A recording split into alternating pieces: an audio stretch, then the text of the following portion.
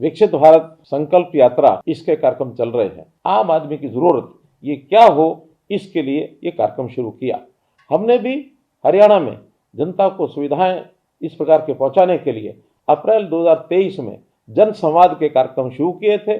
साथ में ही जब हमको ये पता लगा कि मोदी जी ने एक इस यात्रा की जो परिकल्पना की कि विकसित भारत की जो संकल्प यात्रा ये शुरू की जाने वाली है, हर गांव में जाएगी, वार्डों में जाएगी और निश्चित 2 महीने के कार्यकाल में इस काम को पूरा किया जाएगा, तो हमको एक संतोष हुआ कि हमारे सारे काम को संकल्प यात्रा के माध्यम से और ये पूरा किया जाएगा। आने वाली 25 जनवरी तक ये सब काम संपन्न हो जाएंगे, ऐसा मुझे लगता है। हमारे इन कार्यक्रमों में सब प्रकार के लोग आ रहे हैं, युवा भी आ रहे हैं, महिलाएं आ रही हैं, किसान आ रहे हैं, गरीब मजदूर, ये सब उसमें आते हैं और अपनी अपनी तरह की जो योजनाएं हैं उसका वो लाभ उठाते हैं। तो एक बहुत बड़ा कार्यक्रम प्रधानमंत्री जी की सोच का ये हमको दिख रहा है। पिछली सरकारों की छोटी सोच के कारण से जो दूरदर्शिता नहीं थी, जिसके कारण से बहुत सी समस्याओं के अंदर और समाज को डाल दिया।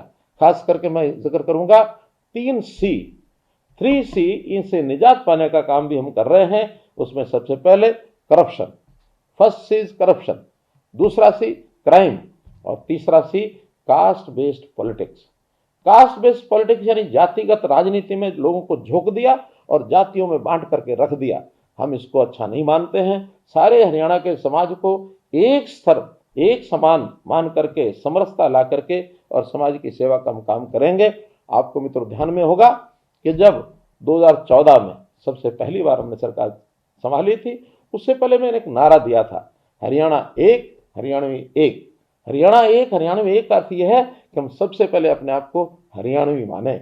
हमारे छोटे छोटे वर्ग हो सकते हैं, जातियां भी हो सकती हैं, व्यवसाय हमारे हो सकते हैं, आयु का अंतर हमारा हो सकता है, लेकिन इन सब बातों से ऊपर अगर एक सोच लेकर के चलनी है तो हम हरियाणवी हैं।